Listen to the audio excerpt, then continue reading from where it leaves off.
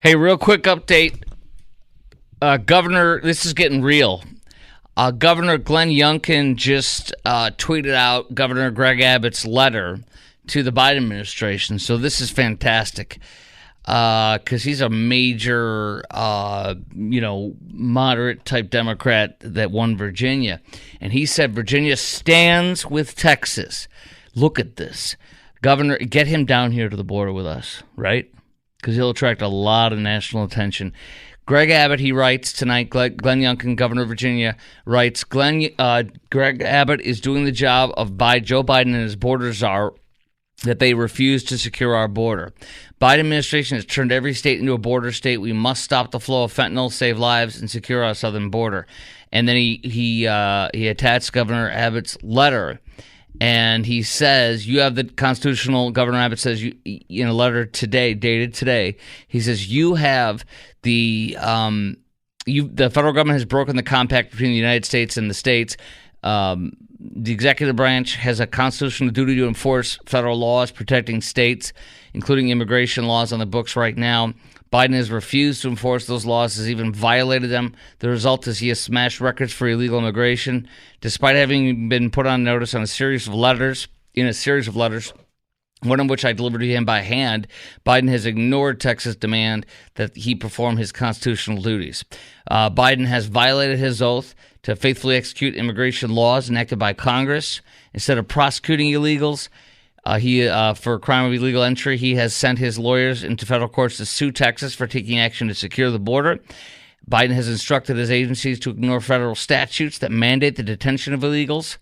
The effect is to illegally allow their en masse, Latin, parole into the United States. By wasting taxpayer dollars to tear open Texas border security infrastructure, Biden has enticed illegal immigrants away from the 28 legal entry points along the state's southern border, bridges where nobody drowns, and into the dangerous waters of the Rio Grande. This is beautifully written, and this is spot on. Under Biden's lawless border policies, our governor writes tonight, more than 6 million illegals have crossed our southern border in just 3 years. That's more than the population of 33 different states in this country. It's illegal to refuse to protect the United States. It's inflicted unprecedented harm on the people across the United States. He says Madison, Hamilton, and the other visionaries who wrote the Constitution foresaw that states should not be left to the mercy of a lawless president who does nothing to stop external threats like cartel smuggling millions of illegals across the border. That's why the framers included both. He cites articles which promise the federal government shall protect each state against invasion. Another article, Article 1, Clause 3, Section 10, the state's sovereign interest in protecting the borders. The failure of Biden to fulfill these duties triggered Article 1, Section 10, Clause 3, with the right to self-defense. For these actions, I've declared an invasion under Article 1, Section 10, Clause 3 to invoke Texas constitutional authority to defend and protect itself. It's the supreme law of the land. So this is all on my Twitter feed. I just retweeted this at Chris Crock Show. That's at Chris Crock Show. And this is fantastic.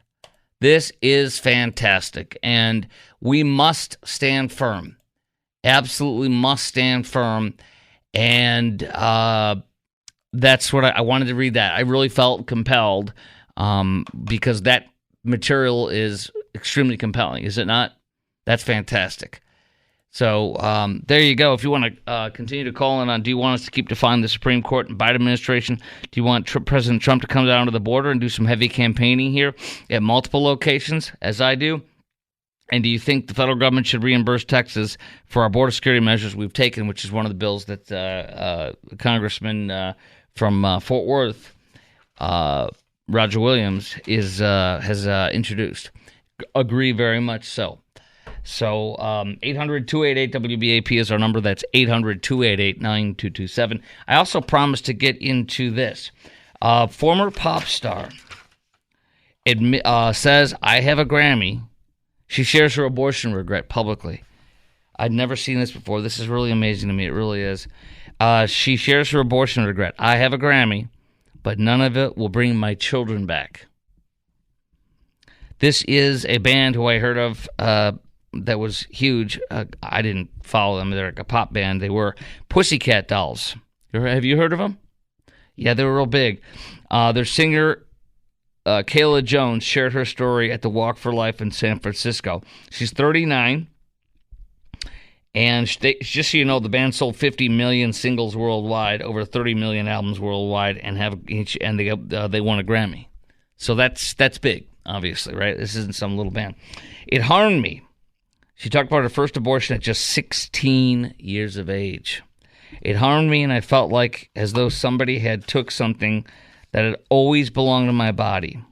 I remember waking up and feeling like somebody took my rib or my kidney, and then it was never going to come back. And it was never going to come back. I don't know the death date of my first child, and I will never know the birth date. There is no grave I can go to mourn the death. She became pregnant again, she said, at 19 years of age, 3 years later, after she joined the Pussycat Dolls and was immediately told to get rid of it, quote unquote. While still recovering from the abortion, she recalled noticing two little girls looking at her in admiration during a concert performance and feeling conviction over her actions and the promiscuous image she was selling to her young fans. She said, "The Lord used them to speak to me that day. That conviction hit me to my core." She explained how fame and riches did not fulfill the hole left in her heart from aborting her children. There's nothing beautiful about it. No matter how much money you have, no matter how much fame you may receive, no matter how many records you may sell, the Pussycat Dolls ultimately sold 50 million singles worldwide, over 30 million albums worldwide, and I have a Grammy, but none of it will bring my children back. It's not a joke. It's not a game. There's spiritual ramifications for people who have abortions, have had abortions, she said, as well as emotional and mental trauma some women and men have to work through for the rest of their lives. But she also said that God forgives. When you abort a child, you are killing a piece of God, and you are literally the hands and the feet of Satan, she said. So, I wanted to talk about this because, and we'll get to in a little bit, the White House is celebrating somebody who did abortion, has been made kind of famous in Texas. For the upcoming State of the Union, they're going to feature her and vilify us for our laws against abortion. But I wanted to talk to you about this because I have a sister-in-law who is still haunted to this day that did a lot of bad things back in the day. And, I mean, she would tell you that. I'm not going to say some of the things she did, which were our occupations. And she had an abortion, and to this day it haunts her. You know, she's confided that, not me, I'm not her sister, her brother, I am not. She has, but she's my sister-in-law. She's my wife's sister, and she's confided in her. And to this day it haunts her, and it's very hard for her. And that's a pain that I have become familiar with from my wife telling that story.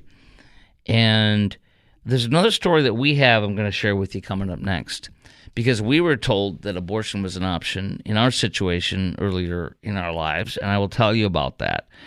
And we obviously said no way.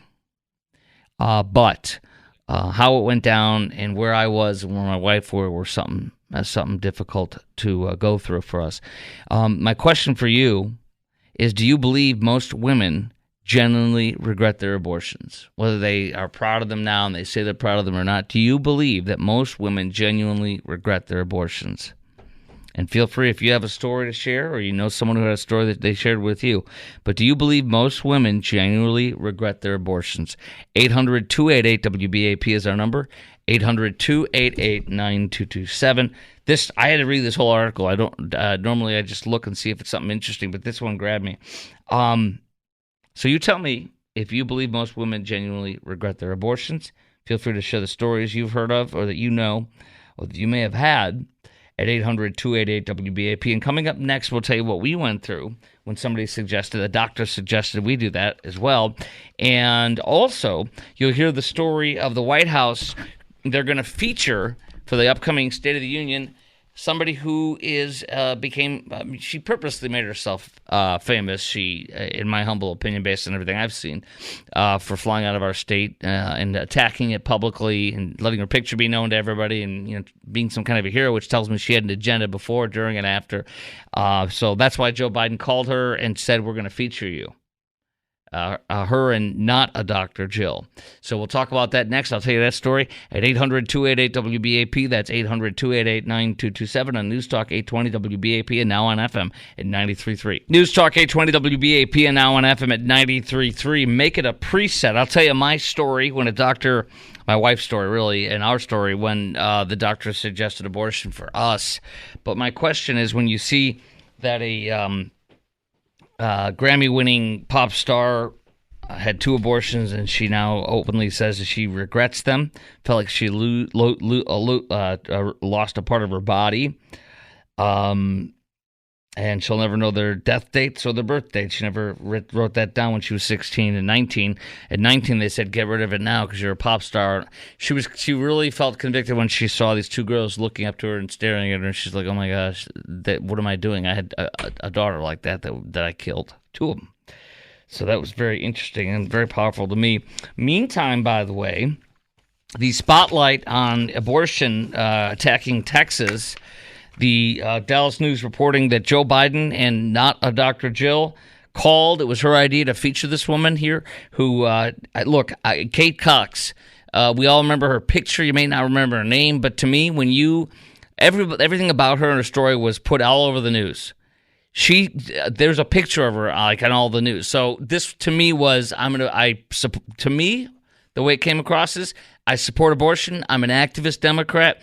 And I need to have one, and I'm not being allowed to. And so I'm going to get in the news. I'm going to put this out there and show how evil and wicked the Republicans are that run this state and how right I am. And then she went and terminated the pregnancy, had an abortion, killed the baby, when left. She had some kind of a issue with the child, but it doesn't mean that the child wouldn't have been born alive and such. She says that she had, I forget what it was. It was some kind of a condition where it could put her or the baby at risk, or the baby wouldn't survive, something like that. But and she went to the courts, and they said no. So that tells me it was not fully legit, that there was a chance, and she chose to abort, which is great. Leave the state. You can't do it here. Nope, can't do it. And so she's going to be featured as a guest. Joe and Jill, not a Dr. Jill Biden, called her last week and invited her. So this is what they're going to do. They're going to show this as an agenda. Meanwhile, you'd have a woman saying, "I can't believe I did this. It's horrifying, and don't do this." Very interesting, right? All right, let's go to, and a question I'm asking is, do you believe most women genuinely regret their abortions? 800-288-WBAP is our number, 800-288-9227. Vicky in Plano. Or is it? No, it's Nikki in Plano, or what? Oh, V. I'm sorry. I apologize. I can't see that very well. You're on News Talk 820 WBAP.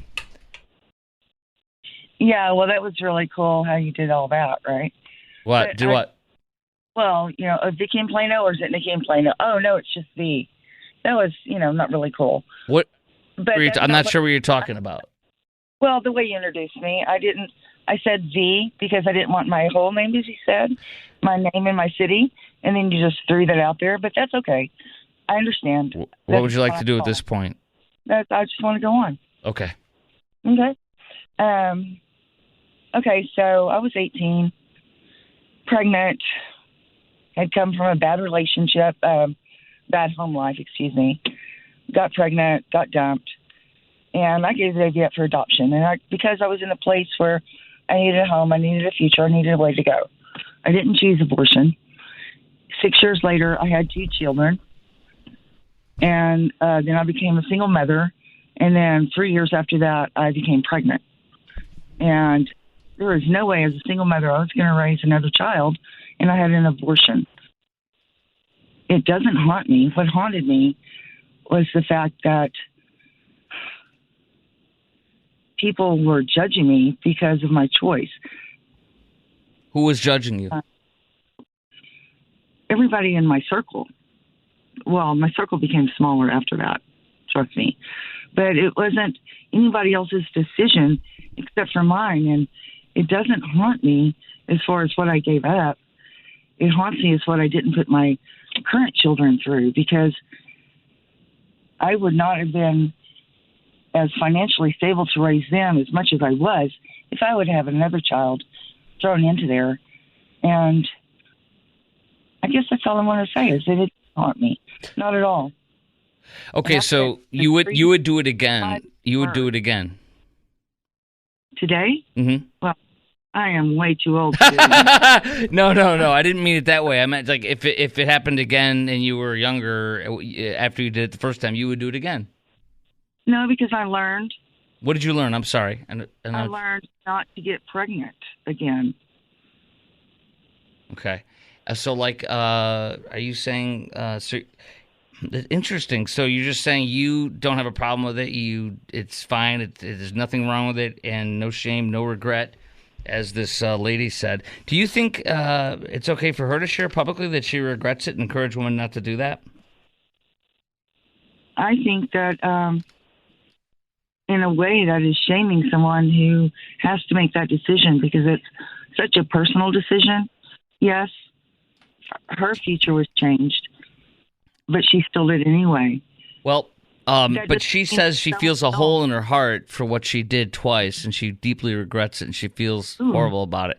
The Grammy-winning pop star from Pussycat Dolls, and this is what the story's all about. It's a news article today, and she said publicly. She did it twice. Yeah. Can you not learn from your first mistake? And if it put that big of a hole in your heart, why would you put yourself through that situation to do it twice? So you're judging her now, but you're asking us to not judge you. You know, you're judging her on the air publicly, but you're saying that you're judging her for publicly sharing her thing. No one here is judging you for sharing publicly, so why would you judge her? It sounds like you're being hypocritical. I don't think I'm judging her. I'm just thinking that maybe people should learn from their mistakes and then think about what they're doing the next time before they do it. Okay. I'm not judging her for it. Sounds like you're judging her by doing it the second time. You're saying, why did she make that mistake again? She shouldn't have made that mistake.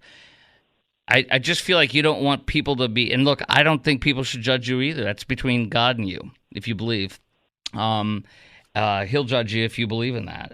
If not, whether or not it is what it is to me, my faith. But that's between you and God, not me or whatever. So I don't think somebody judging you for what you did versus it just feels like you don't want to be judged, which is fair, but feels like you're judging them and saying you shouldn't go out and be public about how you feel about it.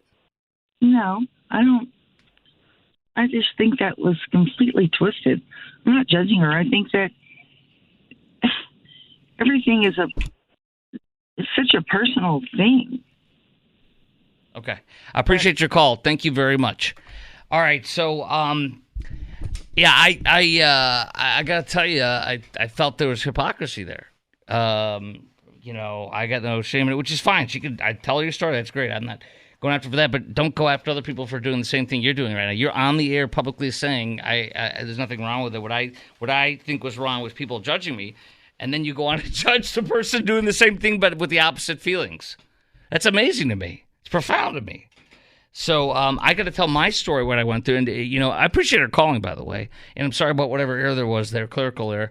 But on my part or whatever. But do you believe, the question I'm asking you is, do you believe most women genuinely regret their abortions? As the lead singer for the Pussycat Dolls she sold 50 million singles and 30 million albums and won a Grammy. And she says she still feels, I had 2 abortions, I have a Grammy, but none of it will bring my children back. So she laments that. And then it's funny, the same day I see from the Dallas Morning News that the lady who had abortion here and proudly seemed to be proudly putting her name and picture everywhere about how she had an abortion, and it's our fault that she had to fly out of state, which I'm happy to hear that, by the way. I don't want to put her through stuff, but it's like, good, it should be hard. It should be hard, but you still could do it. So anyways, what do you think, though? Do you believe most women genuinely regret their abortions? And I'm going to tell you, and I appreciate Vicky calling in, I'm going to share my story where they told my wife to abort the baby and what happened there. 800-288-WBAP is our number, 800-288-9227. Coming up next, we'll tell you that. And then, as promised, tonight at 9:30, the woman who stabbed her boyfriend to death 120 times. The judge said it was, her defense attorney said it was marijuana-induced psychosis. That's what I've been telling you about for several years. Well, the judge just said, you're right. and he gave her a slap on the wrist. Unbelievable story. You'll hear about all the details coming up next on the Chris Crock Show on News Talk 820 WBAP and now on FM at 93.3. Okay, this story about a woman who got high and then was convicted of stabbing to death over 100 times her boyfriend because of marijuana-induced psychosis, 100%, according to the forensic psychiatrist. This is incredible. And what did I tell you?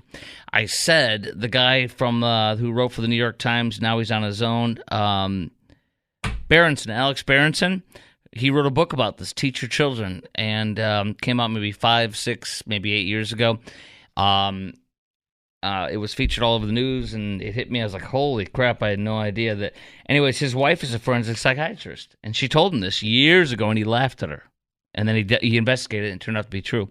Here you are in our court case that's highly publicized all over the media today. I'm going to get into that next. But first, so this pop star that has abortion regret, had 2 abortions.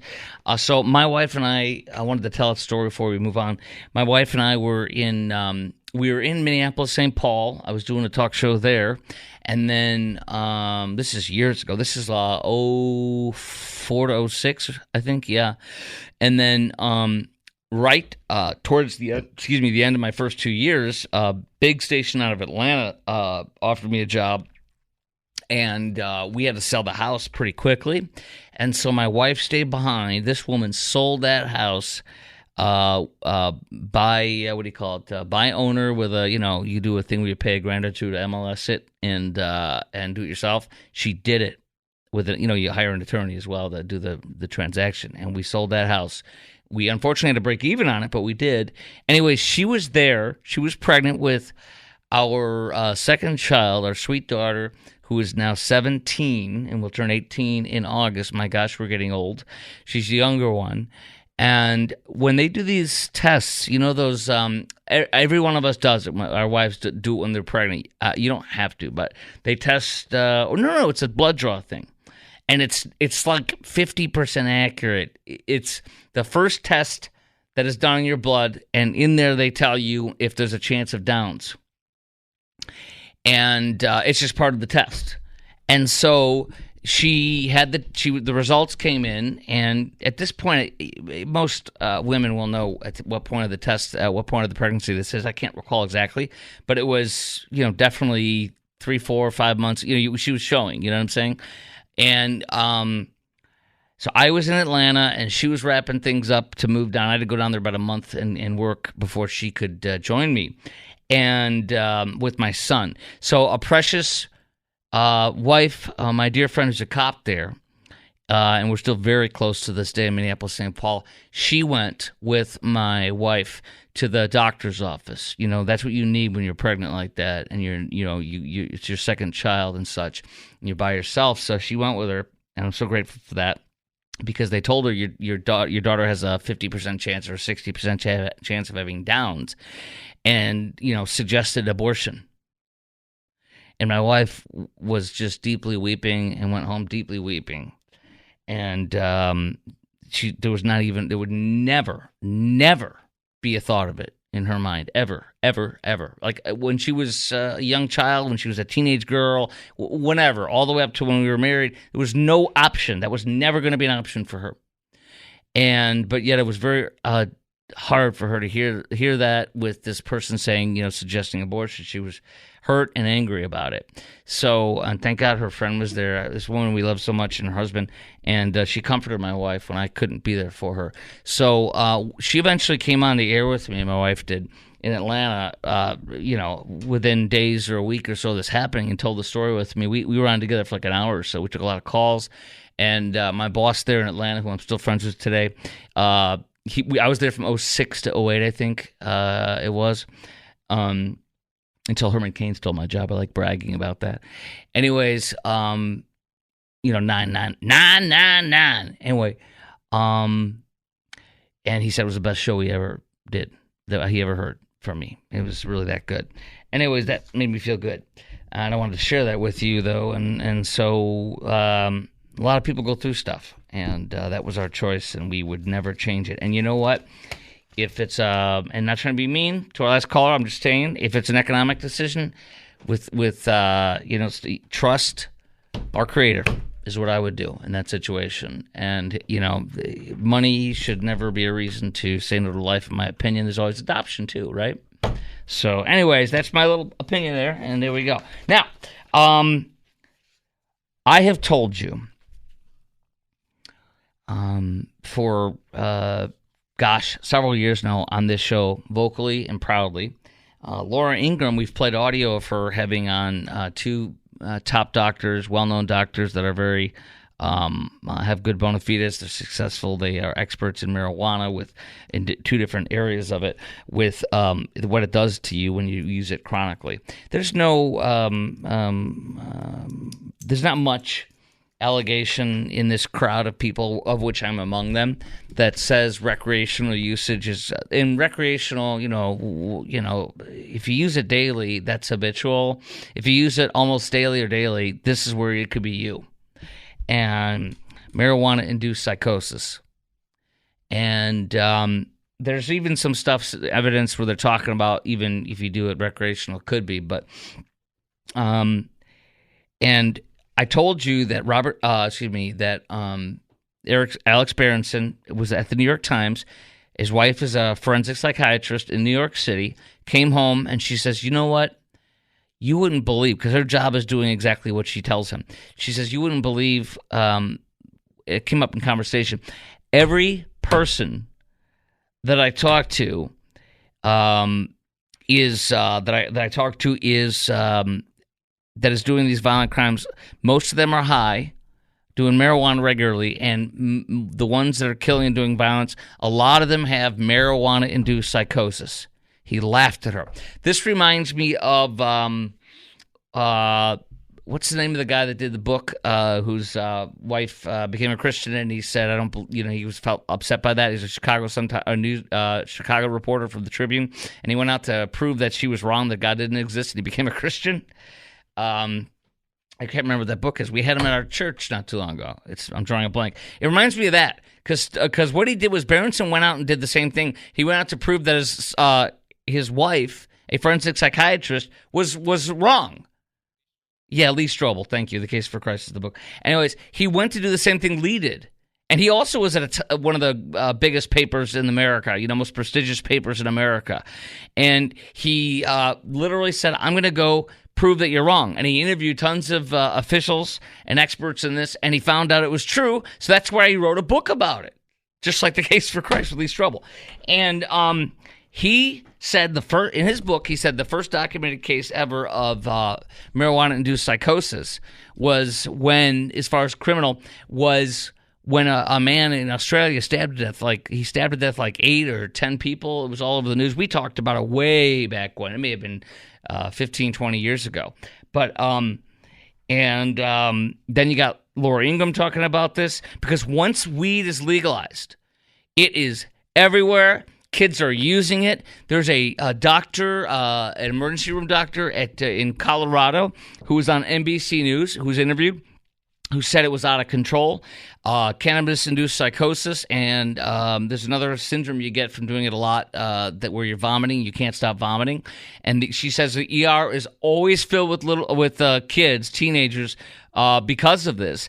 And then Laura Ingraham had her on, and she said 2 or 3 years later, Laura Ingraham checked with her, and she said, "I would invite any legislator to come and stay with our emergency room for a day, and they will change their mind. They will never be the same. They will see. It's unbelievable what I'm seeing, how bad it is."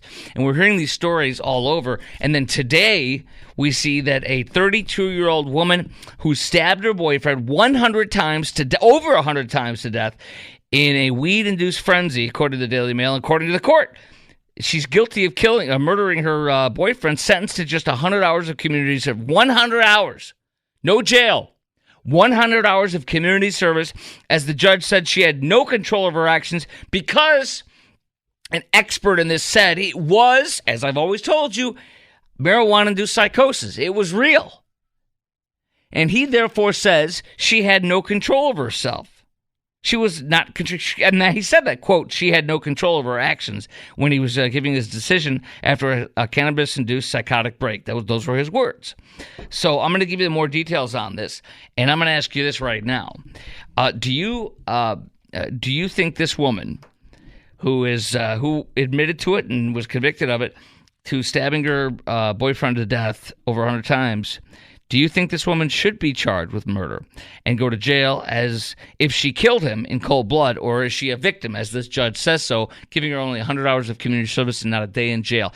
This woman chose to get high, which she took 2 hits off a bong, and that caused the psychosis. And when you have psychosis, you think everybody's trying to kill you. And so what you do is you either get killed by them if you're having a psychotic episode, you either kill them or they kill you in your mind. So what did she do? She killed him. And I'll give you more details from what the doctor testified that was the linchpin in this. And to me, it's like this: when you're on angel dust or cocaine and you kill somebody, are you let off? Do you get let off if you're high on cocaine when you kill somebody? No, because you killed somebody. Then why would you get off with it? Because you're on marijuana. And when you're drunk and you kill somebody when you're drinking and driving, do you get off because you didn't know? No, you get convicted. Then why should you get off for being high and having marijuana-induced psychosis? When you took marijuana, you chose to do it, and you picked up a knife and you killed this guy. And nobody says you didn't. And you admitted it, apparently, and you were convicted of it. What do you say to that? I think this is ridiculous. I think she should have been put in jail for murder and should have served a sentence as if she did it in cold blood, because she did. Because of the chemicals she put in her body, she chose to do it. Nobody made her do anything. She did it, so she should get the sentence. And in fact, this father of this murder victim, her boyfriend who she murdered, he said, this is now giving everybody in the state of California a license to kill. You have a license to kill if you smoke weed. That is marijuana-induced psychosis. Get ready for this. More and more of this is going to be happening where marijuana is legalized, and where somebody a chronic user, it doesn't mean they're going to, but it has look at this. It's real. It happens. Coming up next on the Chris Crock Show, our number, 800-288-WBAP, 800-288-9227. We'll talk to Josh in Arlington coming up next on the Chris Crock Show on News Talk 820 WBAP and now on FM at 93.3. More details on this woman who stabbed her boyfriend over 100 times in a weed-induced frenzy, was only sentenced to 100 hours of community service because it was a psychotic break, according to an expert. I'll give you details more on this in a sec. She got not a day in jail for murdering her boyfriend, and in fact, 100 hours of community service. Dude, when I was young, when I was a teenager, I was in fifth grade or sixth grade. My friend, I've told you the story on the air. My friend and I. He was house sitting next to our neighbor, and the next door neighbor, they all lived about probably 4 or 5 blocks from my house. He was a state trooper, and my friend was house sitting, and so we're hanging out over there. That's bad ingredients right there at that age, right? He was maybe a year older than me, so he was like 12 or 13, and I'm 11 or 12. What do you think we did? We found the key to the safe, or to the gun. It had a gun cabinet, so we took him out. We shot him in a field and stuff like that. Once in the house, once or twice. I mean, this way I mean, dude, you got to really think about stuff. It is what it is.